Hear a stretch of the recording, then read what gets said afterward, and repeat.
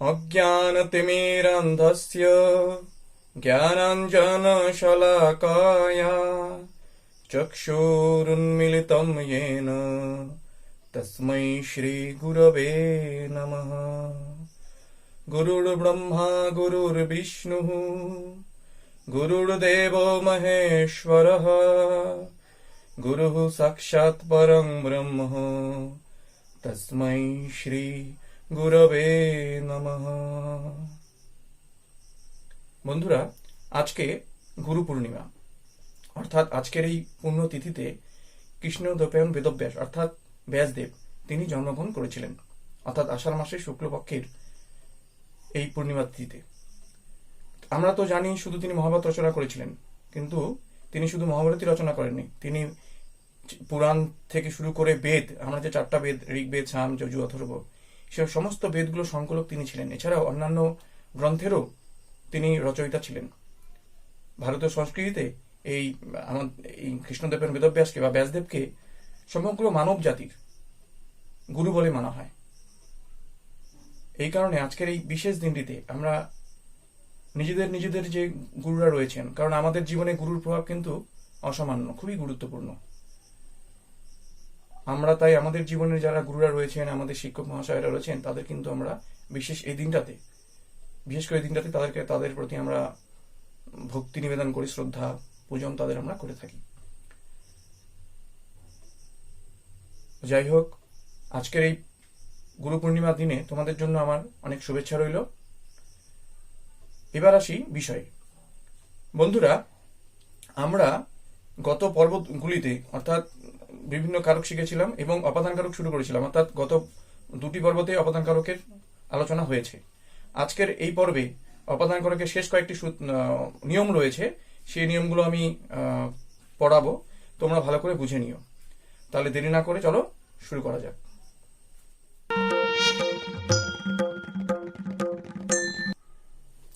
এবার দেখো, এই 8 নম্বর নিয়মটি হলো লব লোপে কর্মণ্যধিকরণে চ। লব লোপে কর্মণ্যধিকরণে চ, অর্থাৎ এই সূত্রটির অর্থ করলে এরকম হয় যে লব প্রত্যয়ান্ত ক্রিয়া উচ্চ থাকলে পরে তার কর্মে এবং অধিকরণে পঞ্চমী বিভক্তি হবে। এই সূত্রটিকে লব লোপে কর্মণ্যধিকরণে চ। সূত্রটা দেখো, লব লোপে মানে এখানে লব প্রত্যয়ান্ত ক্রিয়া যদি উচ্চ থাকে, ক্রিয়াপদ যদি উচ্চ থাকে, কর্মণ্যধিকরণে কর্মণি যোগ অধিকরণে, অর্থাৎ কর্মে এবং অধিকরণে পঞ্চমী বিভক্তি হয়। আমরা সাধারণত জানি যে কর্মণি অর্থাৎ কর্মকারকে তৃতীয় বিভক্তি হয়, আমরা পড়েছি, এবং অধিকরণে সপ্তমী বিভক্তি হয়। অধিকরণ কারক হয়নি, যখন আমরা পড়বো আরো ভালো করে জানবো। তো অধিকরণ কারকে সাধারণত আমরা জানি যে অধিকরণ কারকে সপ্তমী বিভক্তি হয়, কিন্তু এই সূত্রে দেখা যাচ্ছে যে এই সূত্রতে বলা হয়েছে যে লব প্রত্যয়ান্ত ক্রিয়া উচ্চ থাকলে কর্মে দ্বিতীয় না হয়ে কি হবে, পঞ্চমী বিভক্তি, কর্মে পঞ্চমী বিভক্তি এবং অধিকরণ কারকে পঞ্চমী বিভক্তি হয়। তোমরা উদাহরণগুলো দেখো, পরিষ্কার হবে। প্রথমটা দেখো, একটা কর্মে পঞ্চমী, প্রথম উদাহরণটা কর্মে পঞ্চমীর উদাহরণ, দ্বিতীয় উদাহরণটা হচ্ছে অধিকরণে পঞ্চমীর উদাহরণ। দেখো, কর্মে কিন্তু সাধারণত আমরা জানি দ্বিতীয় বিভক্তি হয়, কিন্তু এই সূত্র দিয়ে পঞ্চমী বিভক্তি, এবং অধিকরণে সপ্তমী বিভক্তি হয় আমরা সাধারণত জানি, কিন্তু এখানে কিন্তু এই সূত্র দিয়ে অধিকরণে সপ্তমী না হয় কি হয়েছে, পঞ্চমী। উদাহরণগুলো ভালো করে দেখো। রাজা প্রাসাদাত পশ্যতি, এই লাল কালি দিয়ে যেগুলো লেখা রয়েছে আপাতত এটাকে বাদ দাও।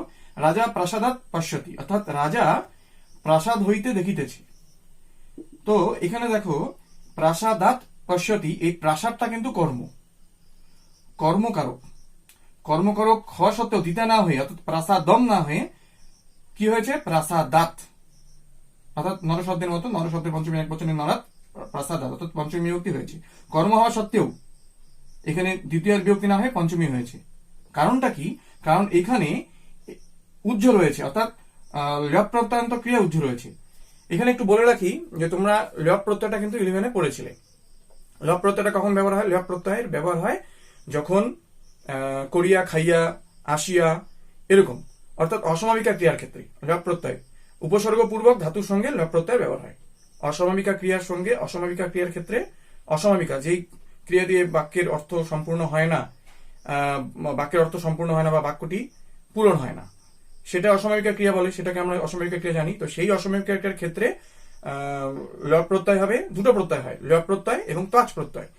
এখানে তাজ প্রত্যয় শুধু ধাতুর সঙ্গে, আর ল প্রত্যয় হবে উপসর্গ পূর্বক ধাতুর সঙ্গে। এটা তোমরা কিন্তু 11-এ শিখেছিলে। তাহলে উপসর্গ পূর্বক ধাতুর সঙ্গে ল প্রত্যয় হয়। তো সেই উপসর্গ পূর্বক উপসর্গ পূর্বক ধাতুর সঙ্গে যখন ল প্রত্যয় যুক্ত হয়, তখন ল প্রত্যয় যুক্ত হয়ে যেই ধাতুটা তৈরি হলো, যে ক্রিয়াটা তৈরি হলো, সেটাকে আমরা বলবো কি? ল প্রত্যয়ান্ত ক্রিয়া। যেমন আ পূর্বক গম যোগ ল প্রত্যয়, কি হলো? আগম্য। আগম্যটা ল প্রত্যয়ান্ত ক্রিয়া, এটাকে আমরা বলবো আগম্য, এটাকে আমরা বলবো ল প্রত্যয়ান্ত ক্রিয়া। তো এই ল প্রত্যয়ান্ত ক্রিয়া যদি উজ্জ থাকে, এখানে দেখো উজ্জ রয়েছে, যদি থাকতো তাহলে কিন্তু কর্মের দ্বিতীয়ই হতো, অর্থাৎ প্রাসাদম আরুহ্য। লাল কালি দিয়ে এবার দেখো, রাজা প্রাসাদম আরুহ্য, যদি আরুহ্য, এখানে দেখো আরুহ্য, এটা কিন্তু ল প্রত্যয়ান্ত ক্রিয়া, অর্থাৎ পূর্বক রুহ ধাতু, পূর্বক রুহ যোগ ল প্রত্যয় আরুহ্য, অর্থাৎ ল প্রত্যয়ান্ত ক্রিয়া। এই ল প্রত্যয়ান্ত ক্রিয়াটা যদি থাকতো তাহলে কর্মে দ্বিতীয় বিভক্তি হতো, অর্থাৎ প্রাসাদম হতো। তখন বাক্যটা রাজা প্রাসাদম আরুহ্য পাশ্যতি, রাজা প্রাসাদে চড়ে দেখছেন। কিন্তু এই বাক্যে তোমাদের পরীক্ষার সময় আরুহ্য থাকবে না, অর্থাৎ আরুহ্য অর্থাৎ ল প্রত্যয়ান্ত ক্রিয়াটা উচ্চ থাকবে। এই কারণে তখন এই নিয়মে, অর্থাৎ এই সূত্রের নিয়মে কি বলেছে, যে ল প্রত্যয়ান্ত ক্রিয়া উচ্চ থাকলে কর্মে, অর্থাৎ ল প্রত্যয়ান্ত ক্রিয়াপদের কর্মে, ল প্রত্যয়ান্ত ক্রিয়াপদের কর্মে তখন দ্বিতীয় না হয়ে কি হবে? পঞ্চমী হবে, অর্থাৎ রাজা প্রাসাদাৎ পশ্যতি। তোমাদের পরীক্ষার সময় কালো কালিতে যেটা লেখা রয়েছে সেটাই আসবে, রাজা প্রাসাদাৎ পশ্যতি, এইভাবে আসবে। তোমাদের এটা বুঝে নিতে হবে। তো এখানে ল প্রত্যয়ান্ত ক্রিয়া উচ্চ রয়েছে, এই কারণে তার কর্মে দ্বিতীয় বিভক্তি না হয়ে কি হয়েছে? পঞ্চমী বিভক্তি হয়েছে। পঞ্চমী বিভক্তি হয়েছে প্রাসাদাৎ, অর্থাৎ এটা কর্মে পঞ্চমীর উদাহরণ। এবার দ্বিতীয় উদাহরণটি দেখো, অধিকরণে পঞ্চমী বিভক্তি। রাজা আসনাৎ পশ্যতি, রাজা আসন হইতে দেখিতেছেন। অর্থাৎ কি? রাজা আসনাৎ পশ্যতি, এটা কিন্তু অধিকরণ, অর্থাৎ আসন হইতে মানে আসনে তিনি উপবেশন করে রয়েছেন, উপবেশন করে তিনি দেখছেন।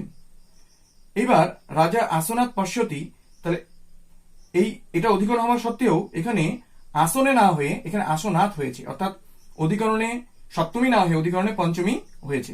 কারণটাই এটা যে এখানে এই লাল কালি দিয়ে দেখো, এবার আসনে উপবিশ্য, যদি উপসর্গ পূর্বক, অর্থাৎ যদি ল প্রত্যয়ান্ত ক্রিয়া যদি থাকতো, যদি ল প্রত্যয়ান্ত ক্রিয়াপদের যদি ব্যবহার হতো, তাহলে তার অধিকরণে সপ্তমী বিভক্তি হতো, অর্থাৎ রাজা আসনে উপবিশ্য পশ্যতি।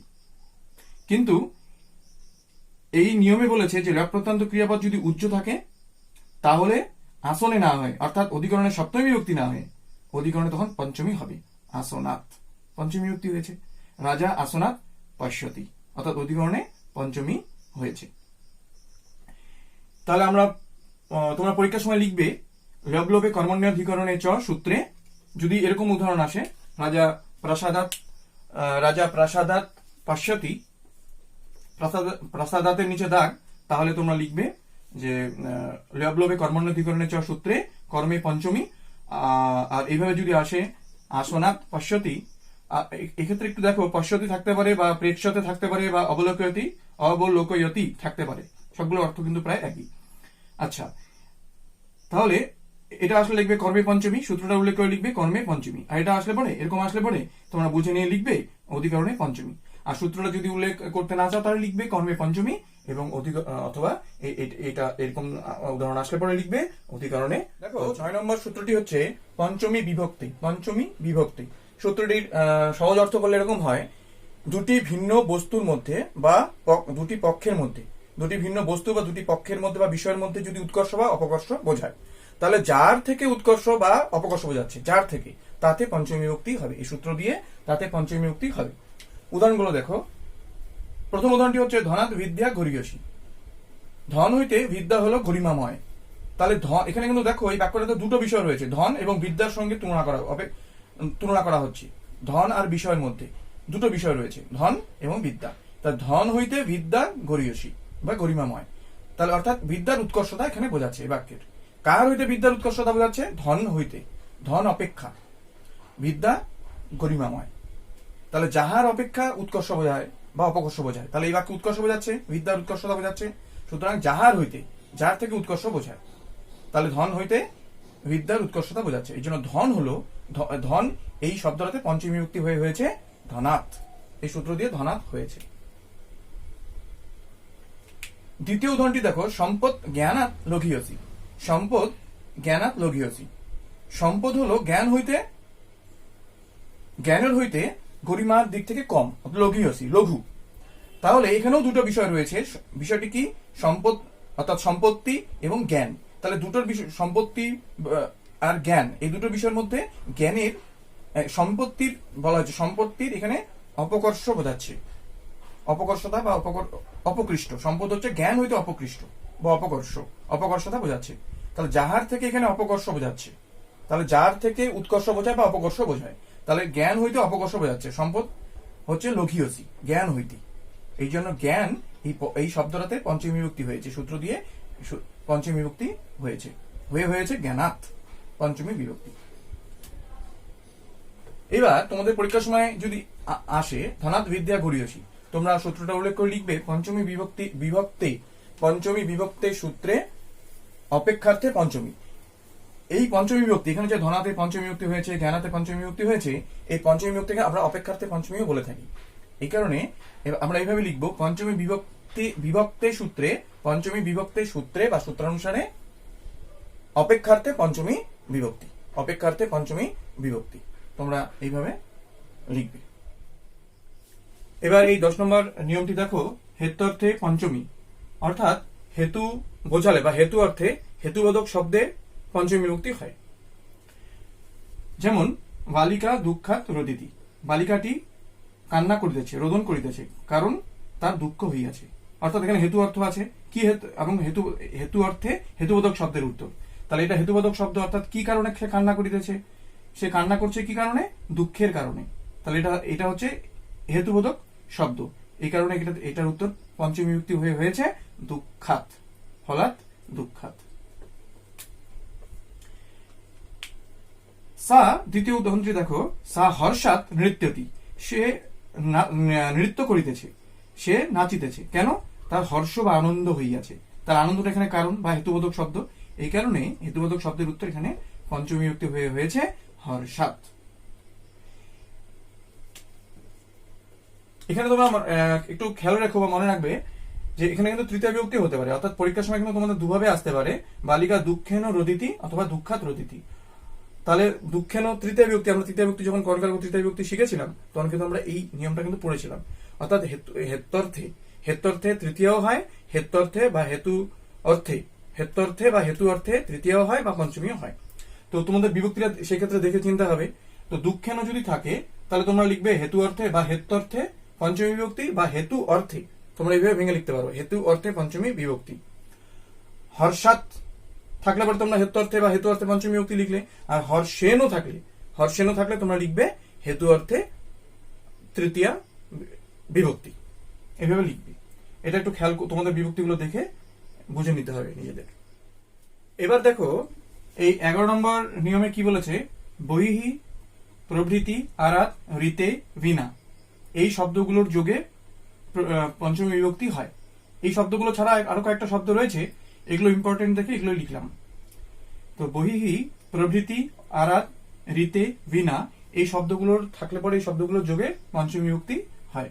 যেমন দেখো, গৃহাৎ বহিহি বনম অস্তি, গৃহাৎ বহিহি বনম অস্তি। এই বহি শব্দ থাকার কারণে এখানে এই গৃহতে পঞ্চমী বিভক্তি হয়েছে গৃহাৎ। গৃহাৎ বহি মানে বাইরে, মানেগুলো বলে দিচ্ছি দেখো। বহি মানে বাইরে, প্রবৃত্তি মানে থেকে বা হইতে, আরাত মানে দূরেও হয় কাছেও হয় আরাত মানে, ঋতে মানে ছাড়া, বিনা মানেও ছাড়া। তাই শব্দগুলো থাকলে পরে পঞ্চমী বিভক্তি হবে। তো বহিহি, গৃহাৎ বহিহি বনম অস্তি, গৃহের বাড়ির বাইরে বন আছে, এই বহি থাকার কারণে পঞ্চমী বিভক্তি হয়েছে। শৈশবাৎ প্রভৃতি সহ চঞ্চল, শৈশবকাল হইতেই, প্রভৃতি মানে হইতে, শৈশবকাল হইতেই সে চঞ্চল, সহ চঞ্চল, প্রভৃতি থাকার কারণে শৈশবাৎ পঞ্চমী বিভক্তি হয়েছে।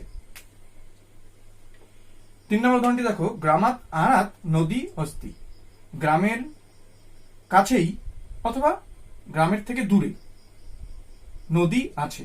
আরাত মানে কাছে বা দূরে, দুটোই হয়, কাছে অথবা দূরে। আরাত শব্দটি থাকার কারণে এই গ্রামাত হয়েছে, পঞ্চমী বিভক্তি হয়েছে। এইবার দেখো এই রিতে এবং বিনা। প্রথমে দেখো রিতে, এই রিতে মানে ছাড়া, তো রিতে শব্দযোগে পঞ্চমীও হয়, দ্বিতীয় হয়। তোমার মনে রাখবে রিতে শব্দযোগে এই কারণে পঞ্চমী উদাহরণ লেখা হয়েছে, পঞ্চমীর রূপটি লেখা হয়েছে এবং দ্বিতীয় বিভক্তি রূপটিও লেখা হয়েছে, যেহেতু রিতে শব্দযোগে দ্বিতীয় বিভক্তি হয়, পঞ্চমী বিভক্তি হয়। তাহলে শ্রমাত রিতে বিদ্যা না ভবতি, শ্রম ছাড়া বিদ্যা অর্জন হয় না আর বিদ্যা হয় না। তো শ্রমাত হতে পারে, পরীক্ষার সময় শ্রমাত থাকতে পারে বা শ্রমমও থাকতে পারে। তোমরা বিভক্তি দেখে চিনে নেবে। যদি শ্রমম থাকে তাহলে রিতে শব্দযোগে দ্বিতীয় বিভক্তি লিখবে, আর যদি শ্রমাত থাকে তাহলে রিতে শব্দযোগে পঞ্চমী বিভক্তি। এইভাবে উত্তরটা লিখতে হবে। আবার দেখো বিনা মানেও ছাড়া, বিনা শব্দযোগে দ্বিতীয় বিভক্তি, তৃতীয় এবং পঞ্চমী বিভক্তি হয়। প্রথমেরটা পঞ্চমী বিভক্তি, শ্রমাত বিনা ন ভবতি, বিদ্যা ন ভবতি, এখানে হবে বিদ্যা ন ভবতি। শ্রমাত বিনা বিদ্যা ন ভবতি, শ্রম ছাড়া বিদ্যা অর্জন হয় না বা বিদ্যা হয় না। শ্রমাত বিনা বিদ্যা ন ভবতি, বিনা থাকার কারণে শ্রমাত হয়েছে। এবার পরীক্ষার সময় যদি শ্রমণ থাকে, অর্থাৎ দ্বিতীয় বিভক্তি, তোমাদের সবসময় বিভক্তিগুলো দেখে চেনার চেষ্টা করতে হবে। শ্রমণ থাকলে দ্বিতীয় বিভক্তি, কেন? কারণ বিনা শব্দ রয়েছে, কারণ বিনা শব্দকে দ্বিতীয়, তৃতীয় এবং পঞ্চমী হয়। তাহলে পঞ্চমী যদি থাকে, শ্রমাত থাকে, তাহলে পঞ্চমী বিভক্তি লাগবে। বিনা শব্দযোগে পঞ্চমী বিভক্তি, শ্রমণ থাকলে বিনা শব্দযোগে দ্বিতীয় বিভক্তি, শ্রমেনও থাকলে তৃতীয় বিভক্তি, বিনা শব্দযোগে তৃতীয় বিভক্তি। তোমাদের যে কোনো একটি আসবে, হয় শ্রমাত বিনা বিদ্যা ন ভবতি অথবা শ্রমম বিনা বিদ্যা ন ভবতি, যে কোনো এভাবে আসবে। তো এগুলো খুবই সোজা, এইসব শব্দগুলো যোগে এগুলোই গুরুত্বপূর্ণ। আর এছাড়াও কিন্তু আরো কিছু শব্দ রয়েছে যাদের যোগে পঞ্চমী বিভক্তি হয়, তো সেগুলো আমি লিখিনি। এগুলোই বেশি গুরুত্বপূর্ণ আমার কাছে মনে হলো, তাই আমি লিখলাম। তো এগুলো তোমরা প্রথমে মনে রাখার চেষ্টা করবে ভালো করে। তো এইসব শব্দ যোগে পঞ্চমী বিভক্তি হয়। তাহলে আজকে আমরা এই পর্বে আমাদের আলোচনা শেষ করলাম, অর্থাৎ অবদান কারক পঞ্চমী বিভক্তির যতগুলো নিয়ম ছিল আজকের এই পর্বে শেষ করলাম। আমরা আগামী পর্ব থেকে ষষ্ঠী বিভক্তি দিয়ে শুরু করব। এবং তোমাদের কোনো জিজ্ঞাসা থাকলে পরে তোমরা অবশ্যই কমেন্ট বক্সে সেটা জিজ্ঞেস করে নিও। এবং আগের যে পর্বগুলির লিঙ্কগুলো আমি এই ডেসক্রিপশন বক্সে দিয়ে রাখবো, তোমাদের প্রয়োজন মতো সেগুলো দেখে নিও। আর ভালো লাগলে তোমরা অবশ্যই বন্ধুদের সঙ্গে শেয়ার করো, লাইক এবং সাবস্ক্রাইব করবে। তাহলে আমাদের পরের পর্বে দেখা হচ্ছে।